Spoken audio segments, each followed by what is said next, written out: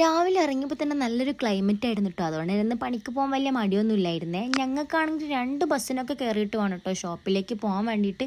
അവിടെ നിന്നാണെങ്കിൽ കുറച്ച് നടക്കാനുണ്ട്. ഇതാണ് കേട്ടോ ഞങ്ങളെ ഷോപ്പ് വരുന്നത്. പിന്നെ ഇതാ നേരെ പോയിട്ട് ഷോപ്പിലെത്തി. ഷോപ്പൊക്കെ തുറന്നിട്ടുണ്ടായിരുന്നു കേട്ടോ. പിന്നെ ഇതാ ഉള്ളിൽ കയറിയാൽ തന്നെ ആദ്യം പോയിട്ട് ബാഗ് വെക്കും കേട്ടോ. രാത്രി കസ്റ്റമർ ഉണ്ടെങ്കിൽ ഇതാ സാധനങ്ങളൊക്കെ രാവിലെ അടുക്കി പെറുക്കി വെക്കലാണ് കേട്ടോ പണി. അത് കഴിഞ്ഞിട്ട് നേരെ ഇതാ ബെഡൊക്കെ ഒന്ന് സെറ്റാക്കി വിരിച്ചിട്ട് നേരെ അടിച്ചുമായിട്ട് തുടക്കും കേട്ടോ. പിന്നെ നമുക്ക് പണിയൊന്നുമില്ല.